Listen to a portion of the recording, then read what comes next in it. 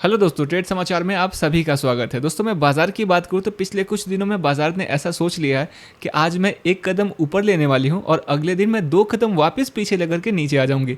कल हमने देखा था कि बाजार में हमें बड़ी मुश्किल के साथ बाजार ने काफ़ी स्ट्रगल करते हुए 41 पॉइंट की तेज़ी के साथ मार्केट में हमें क्लोजिंग देखने को मिली थी। लेकिन मैं आज की बात करूं तो मार्केट में आज हमें एक बार फिर से अच्छी खासी गिरावट देखने को मिली है। मैं निफ्टी की बात करूं तो निफ्टी में हमें आज 165 पॉइंट की गिरावट देखने को मिली है। सेंसेक्स में आज हमें 519 पॉइंट की गिरावट देखने को मिली है।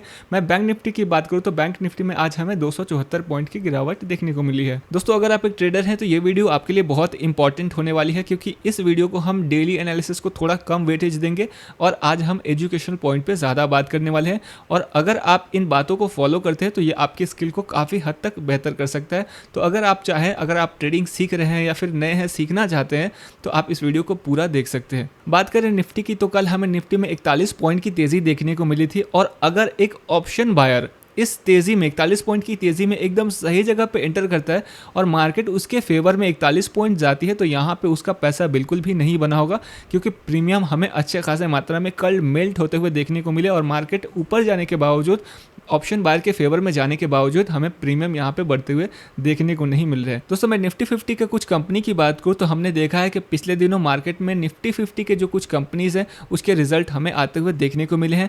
और कल जब मार्केट ओपन थी तो इस दौरान हमें टाटा कंज्यूमर के रिजल्ट आते हुए देखने को मिले। उसके बाद जब मार्केट बंद हो जाती है उसके बाद भी यहाँ पे हमें निफ्टी 50 के 3 और ऐसे कंपनी हैं जिसके नतीजे देखने को मिले और उसके ऊपर आज हमने रिएक्ट किया है, क्योंकि मार्केट के क्लोजिंग के बाद इन 3 कंपनी के रिजल्ट आते हुए हमें देखने को मिले। पहले कंपनी थी भारतीय एयरटेल, दूसरी कंपनी थी टाइटन और तीसरी कंपनी थी पावर ग्रिड। और इन सारे कंपनीज का जो परफॉर्मेंस है बहुत बुरा नहीं है और बहुत अच्छा नहीं है। यहाँ पे हमें मिले जुले संकेत देखने को मिले हैं। बहुत सारी चीज़ें अच्छी की है कुछ कंपनीज ने और बहुत सारे जो एक्सपेक्टेशन है उससे बिलो भी, उसके नीचे भी रहते हुए हमें देखने को मिल रही है। मैं आज की बात करूँ तो आज भी कुछ कंपनी के रिजल्ट आने वाले हैं और ये भी बहुत इंपॉर्टेंट होने वाले हैं और ये मार्केट परसों इसके ऊपर रिएक्ट कर सकती है, क्योंकि कल हमें मार्केट में हॉलीडे देखने को मिल रहा है। बात करें आज कौन कौन से स्टॉक्स के रिजल्ट आने वाले हैं जो निफ्टी 50 में है, तो पहला स्टॉक है एसबीआई और दूसरा स्टॉक है महिंद्रा एंड महिंद्रा और तीसरा स्टॉक्स है जो अभी अभी हाल में ही निफ्टी 50 में शामिल हुआ है, यह है इंटर ग्लोब एविएशन। दोस्तों, मैं इंटर ग्लोब एविएशन के बारे में बताऊं तो जो इंडिगो है, जो फ्लाइट सर्विस ऑफर करती है, ये इंडिगो इसी कंपनी का पार्ट है, इंटर ग्लोब एविएशन का ही पार्ट है। तो देखना हो कि मार्केट में इन कंपनीज के रिजल्ट किस तरह के आते हैं, निफ्टी 50 के इस कंपनी के रिजल्ट किस तरह से आते हैं और अगले दिन जब हम एक हॉलीडे के बाद अगर ओपन होंगे तो वहाँ पे हमें देखना हो कि मार्केट किस तरह से रिएक्ट करती है इसके रिजल्ट पे। अभी हम बात कर लेते हैं कुछ इंपॉर्टेंट डेटा की, उसके बाद हम मार्केट में कुछ लेवल्स भी देखेंगे कि कहाँ पे मेरा क्या ट्रेड प्लान होने वाला है। उसके बाद हम एजुकेशनल पॉइंट के ऊपर भी बात करने वाले हैं। तो सबसे पहले बात करते हैं FIIs DIs के डेटा की। यहाँ पे इंस्टीट्यूशनल प्लेयर के क्या यहाँ पे पोजीशन बनते हुए हमें देखने को मिल रहे हैं। तो यहाँ पे आप देख सकते हैं कि ये FII का डेटा है और अगर आप FII के डेटा को देखेंगे तो ये फ्यूचर में हमें मीडियम बेरिश दिख रहे हैं। मैं ऑप्शन की बात करूँ तो FIIs के ऑप्शन में बहुत ज़्यादा कुछ व्यू नहीं है।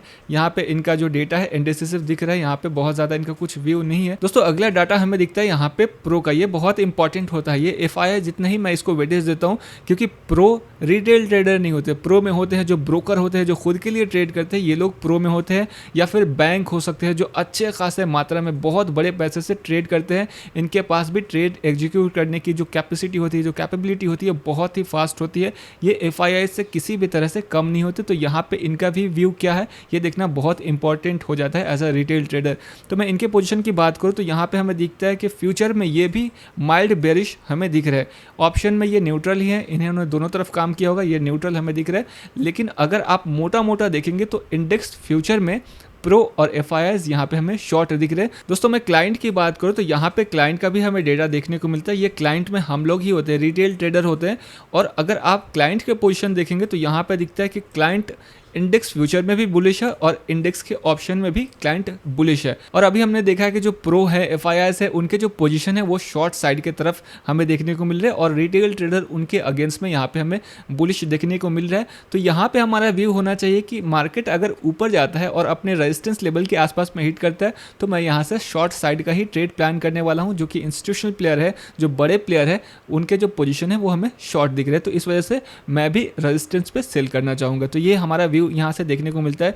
अगला डेटा यहाँ पे DII का दिखता है, तो इसके बारे में मैं बहुत ज़्यादा बात नहीं करूँगा, क्योंकि फ्यूचर एंड ऑप्शन में डीआईएस बहुत ज़्यादा एक्टिव नहीं दिखते हैं, इनके पास एसआईपी और म्यूचुअल फंड से पैसा आता है और ये पैसे को लॉन्ग टाइम के लिए कैश में यहाँ पे लगाते हैं। इसलिए अगर आपने देखा होगा तो एक चीज़ आपने नोटिस की होगी, तो कैश में एफआईआईज अगर सेल करते हैं, यहाँ पे कभी बाय करते हैं कभी सेल करते हैं, ज़्यादातर वो अभी सेल कर रहे हैं, लेकिन अगर आप कैश में डीआईएस का डेटा देखेंगे तो यहाँ पे वो अक्सर आपको अच्छे खासे अमाउंट के साथ बाय करते हुए देखने को मिलेंगे, क्योंकि इनके पास जो पैसा आता है, इनफ्लो आता है एसआईपी और म्यूचुअल फंड से अच्छे खासे मात्रा में आता है, इसलिए कैश में ज़्यादा एक्टिव होते हैं और फ्यूचर एंड ऑप्शन में इनकी जो भागीदारी है वो काफ़ी हद तक कम होती है। तो अभी हम एक बार स्क्रीन के ऊपर आ जाते हैं और चार्ट कैसा है उसे एक बार हम देख लेते हैं। दोस्तों अभी आप स्क्रीन के ऊपर निफ्टी का चार्ट देख रहे हैं और निफ्टी ने आज कैसा परफॉर्म किया है यहाँ पे आप देख सकते हैं कि इंट्राडे में निफ्टी ने कैसा परफॉर्म किया है। मार्केट यहाँ से गैप डाउन ओपन होती है और उसके बाद मार्केट एकदम क्लियर लोअर लो का फॉर्मेशन करते हुए एकदम नीचे चली जाती है और अपने लगभग निचले लेवल पे, एकदम निचले स्तर पे ही हमें निफ्टी में क्लोजिंग देखने को मिल रही है। कल के ट्रेड प्लान की बात करूँ तो मार्केट में अगर कल मार्केट इस लेवल में आता है, यहाँ पे आता है, तो मुझे यहाँ पे एक सप्लाई जोन दिख रहा है और यहाँ पे मुझे 5 EMA का सेटअप दिखता है, या फिर मुझे यहाँ पे एक डोमिनेटिंग रेड कैंडल दिखती है, एक ऐसी रेड कैंडल जो ग्रीन कैंडल को डोमिनेट करी। तो यहाँ पे मार्केट अगर आती है तो मैं यहाँ शॉर्ट साइड का ही ट्रेड प्लान करने वाला हूँ। अगर मार्केट यहाँ ओपन होती है और उसके बाद ऐसे आती है इधर और यहाँ आने के बाद मुझे रिजेक्शन शो होता है, तो मैं यहाँ पे शॉर्ट साइड का ही ट्रेड प्लान करने वाला हूँ। मैं यहाँ पे बाय करने के लिए बिल्कुल नहीं जाऊँगा जब तक एफआईआईज और जो प्रो का डेटा है ये पॉजिटिव या लगभग न्यूट्रल नहीं होता, तब तक मैं यहाँ पे बाय करने के लिए कोशिश नहीं करूँगा। मेरा यहाँ पे व्यू होगा शॉर्ट साइड का ही ट्रेड प्लान करने के बारे में। दोस्तों अभी आप स्क्रीन के ऊपर सेंसेक्स का चार्ट देख रहे हैं और मार्केट अगर इस लेवल में आती है, यहाँ पे आती है, सप्लाई जोन में आती है, तो मैं यहाँ पे एक शॉर्ट साइड का ही ट्रेड प्लान करने वाला हूँ। यहाँ पे भी मैं बाइंग के लिए बिल्कुल भी नहीं जाऊँगा। यहाँ पे अगर मार्केट इस लेवल में जाती है और यहाँ पे मुझे रिजेक्शन शो होता है अपसाइड से, तो यहाँ पे मेरा व्यू है कि मार्केट नीचे रहने वाली है और मैं यहाँ पे शॉर्ट साइड का ही ट्रेड प्लान करने वाला हूँ। लॉजिक बहुत ही सिंपल है, क्योंकि ऊपर के लेवल में अगर आप देखेंगे तो कॉल ऑप्शन अच्छे खासे मात्रा में हमें सेल होते हुए देखने को मिल रहे हैं, इसलिए अगर मार्केट ऊपर जाती है तो मैं शॉर्ट साइड का ही ट्रेड प्लान करने वाला हूँ। दोस्तों अभी हम बात कर लेते हैं मार्केट स्ट्रक्चर के बारे में। अगर आप मार्केट स्ट्रक्चर को समझ जाते हैं, इसे यूज़ करना सीख जाते हैं, तो ये आपकी स्किल को काफ़ी हद तक बेहतर कर सकता है। और मार्केट स्ट्रक्चर से ही हम ट्रेंड को पकड़ते हैं कि अगर मार्केट में अच्छा खासा मूव आता है तो मार्केट स्ट्रक्चर का यूज़ करके आप इसे पकड़ सकते हैं और कब ट्रेड में एंटर होना है, यहाँ पे हम इस चीज़ को देखने वाले हैं मार्केट स्ट्रक्चर का ही यूज़ करके। तो मैं आपको बताना चाहूँगा कि इस बात को मैं पिछले वीडियो में कई बार बता चुका हूँ, लेकिन ये बहुत इंपॉर्टेंट है, एक बार मैं फिर से बताना चाहूँगा क्योंकि बहुत सारे लोग अभी नए हैं। मार्केट में हमें कुछ इस तरह का स्ट्रक्चर देखने को मिलता है, ठीक है। मार्केट में हमें कुछ इस तरह का ही स्ट्रक्चर देखने को मिलता है। तो यहाँ पे सबसे इंपॉर्टेंट बात यह है कि यहाँ पे अगर आप देखेंगे तो इस तरह का स्ट्रक्चर दिख रहा है, लेकिन ये चार्ट बन जाने के बाद दिखता है। लेकिन हमें ट्रेड में इंटर कैसे करना है, कहाँ पे करना है, वो मैं आपको समझाता हूँ। अगर आप उस चीज़ को समझ जाएंगे तो जब चार्ट बन रहा होगा तो आप इस चीज़ को पहचान पाएंगे और ट्रेड में इंटर हो पाएंगे, या फिर आप उसे ऑब्जर्व कर सकते हैं या फिर उसे सीख सकते हैं। मान लेते हैं कि मैं इंट्राडे के बारे में बता रहा हूँ। आज हमें एक फ्लैट ओपनिंग देखने को मिलती है, मार्केट में इस लेवल में हमें क्लोजिंग देखने को मिलती है और अगले दिन मार्केट में हमें यहाँ पे ओपनिंग देखने को मिलती है, ठीक है।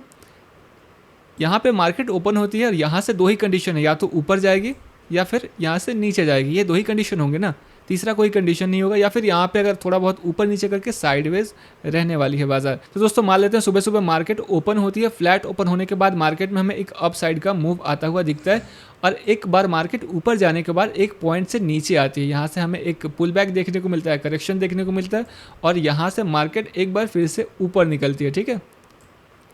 तो हमें ये जो रिसेंट स्विंग हाई है इसका मार्क करके रखना है, इसको मार्क कर लेना है यहाँ पे ऐसे।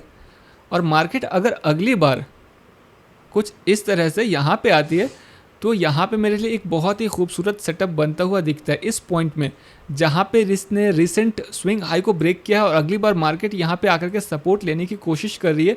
तो यहाँ पे मुझे कुछ चीज़ देखनी है। यहाँ पे मार्केट अगर नीचे आई है, पुल बैक के साथ अगर नीचे आई है, तो यहाँ पे ऑब्वियसली इस पूरे पुल बैक में रेड कैंडल ज़्यादा बने होंगे और इस सपोर्ट लेवल के पास आते आते जो रेड कैंडल है उसकी साइज़ छोटी हो गई या फिर नॉर्मल होगी। और यहाँ पे अगर मुझे दिखता है कि यहाँ पे एक इतनी बड़ी रेड कैंडल बनी है, यहाँ पे मान लेते हैं कि इतनी बड़ी एक रेड कैंडल बनी है और अगली कैंडल इस सपोर्ट लेवल के पास में एक रेड कैंडल है और अगली कैंडल अगर इसके ऊपर निकलती है या फिर इसको डोमिनेट करी कोई ग्रीन कैंडल यहाँ पे अगर निकल रही है, तो इसके ब्रेकआउट के ऊपर ही मैं एक ट्रेड प्लान करता हूँ। या फिर अगर मैं इसे मिस कर दिया हूँ तो इसको मैं क्लोज होने देता हूँ। यहाँ पे इस कैंडल के क्लोजिंग के बाद अगर कोई अगली कैंडल इसके ऊपर निकलती है तो यहाँ पे मैं अप साइड का ट्रेड प्लान करता हूँ। मैं मार्केट स्ट्रक्चर के बारे में बताऊं तो मार्केट में कुछ हमें इस तरह का ये स्ट्रक्चर देखने को मिलता है, ये बार बार रिपीट होता है, इस तरह का ही हमें बाजार चलता हुआ देखने को मिलता है। यहाँ पे इसके रेजिस्टेंस को ब्रेक किया और अगली बार यहाँ पे अगर आकर के सपोर्ट लेती है और इस तरह की कंडीशन हमें बनते हुए देखने को मिलते हैं तो मैं यहाँ पे एक अपसाइड का ट्रेड प्लान करता हूँ। यहाँ पे भी हमें कुछ उस तरह की चीज़ें बनते हुए देखने को मिल रही है। यहाँ पे भी मार्केट ने इस स्विंग हाई को ब्रेक किया है और वापस जब नीचे आती है तो यहाँ पे सपोर्ट की तरह काम करती है और इस तरह के कंडीशन अगर मुझे बनते हुए देखने को मिलते हैं तो यहाँ पे भी मैं अपसाइड का ही ट्रेड प्लान करता हूँ। मैं इंट्राडे की बात करूँ तो यहाँ पे ये पॉइंट मेरे लिए बहुत इंपॉर्टेंट होता है। ये जो लेवल है, यहाँ पे जो पहला स्विंग हाई था इसका ब्रेकआउट हुआ है और पहली बार आकर के मार्केट इसको रीटेस्ट करती है तो मुझे लगता है कि यहाँ पे मार्केट ज़्यादा अच्छे तरीके से काम करती है। दूसरी बार इसकी प्रोबेबिलिटी है वो थोड़ी सी कम हो जाती है। तो मैं यहाँ पे अगर मार्केट अप साइड में कुछ इस तरह का स्ट्रक्चर बनाता है तो मैं यहाँ पे फॉलो करता हूँ, इसको पकड़ने की कोशिश करता हूँ, इसको भी पकड़ने की कोशिश करता हूँ और इसके बाद अगर बहुत ऊपर कुछ इस तरह का कंडीशन बनता है तो मैं इधर यहाँ पे मैं इसको पकड़ने की कोशिश नहीं करता हूँ क्योंकि मार्केट में ऑलरेडी अच्छा खासा इतना बड़ा मूव आ चुका है। मैं यहाँ पे इंटर होकर क्या करूँगा, हो सकता है कि मार्केट अपने रेजिस्टेंस लेवल के पास में आ गई है, यहाँ पे सप्लाई जोन के पास आ चुकी है और उसके बाद कभी भी हमें सेलिंग देखने को मिल सकती है, तो मैं यहाँ पे इंटर करता ही नहीं हूँ। दोस्तों मैं डाउन साइड की बात करूँ तो मार्केट अगर नीचे आती है, कुछ मार्केट इस तरह से नीचे आती है और उसके बाद एक पुल बैक हमें देखने को मिलता है, तो यहाँ तक मेरा ट्रेड अभी बना नहीं है।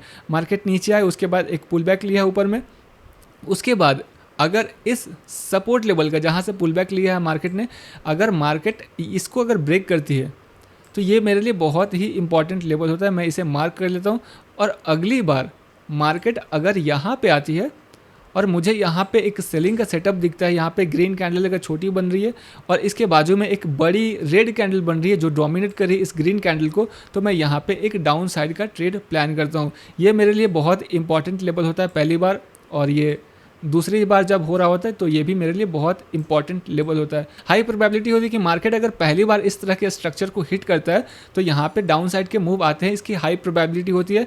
अगली जो है यहाँ पे जो स्ट्रक्चर बना हुआ है, यहाँ पे मार्केट ने एक इस रेजिस्टेंस लेवल को हिट किया, जो पहले सपोर्ट था यहाँ पे रेजिस्टेंस को हिट किया, तो यहाँ पे जो इसकी प्रोबेबिलिटी होती है इससे थोड़ी सी कम होते हुए हमें देखने को मिलती है। इसलिए मैं अगर तीसरी बार अगर कुछ इस तरह का स्ट्रक्चर बनता है यहाँ पे तो मैं इसे नीचे अवॉइड करने की कोशिश करता हूं, क्योंकि बहुत सारे लोगों ने ऊपर ही सेल किया है, अभी वो अपना प्रॉफिट बुक करेंगे और अगर मैं इधर कहीं इंटर होऊंगा तो बाजार कभी भी यहां से हमें रिवर्सल होता हुआ देखने को मिल सकता है, क्योंकि हो सकता है कि नीचे कोई मजबूत सपोर्ट हो, बढ़िया सपोर्ट हो और यहाँ पे बाहर आए और यहाँ प्रॉफिट अपना बुक करे जिन लोगों ने पहले से सेल करके रखा है, और ऐसे में मैं इधर कहीं घुसता हूँ या फिर इधर कहीं घुसता हूँ तो यहाँ पे मैं फंस सकता हूँ। मार्केट अगर कुछ इस तरह से ऐसा करके नीचे आती है, ठीक है, ये छोटे छोटे हमें मूव देखने को मिलते हैं, उसके बाद मार्केट में एक हमें पुल बैक दिखता है कुछ इस तरह का, और उसके बाद एक सेलिंग आती है, तो ऐसा कुछ दिखता होगा आपको बाजार में। उसके बाद अगर मार्केट धीरे धीरे कुछ इस तरह का स्ट्रक्चर बनाते हुए जा रहे हैं तो हमें ये सारे स्ट्रक्चर पे, ये जो छोटे छोटे यहाँ पे स्ट्रक्चर बन रहे हैं, इस पर हमें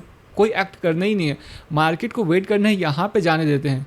अगर मार्केट अगर यहाँ पे आता है और वो सारे कंडीशन कुछ यहाँ पे हमें बनते हैं तो यहाँ पे मैं डाउन साइड का ट्रेड प्लान करने वाला हूँ। आप इसे रिवर्स करके अप साइड के लिए भी देख सकते हैं। मैं अगले में एक और पॉइंट की बात करूँ तो यहाँ पे ये जो लेवल है ये मेरे लिए बहुत इंपॉर्टेंट होता है। ऐसा ज़रूरी नहीं कि मार्केट में हमें कुछ यहाँ पे ये स्ट्रक्चर बनता हुआ देखने को मिले, हो सकता है इसके नीचे भी बन सकता है या फिर मार्केट ऐसे चलते चलते थोड़ा और ऊपर भी जा सकता है।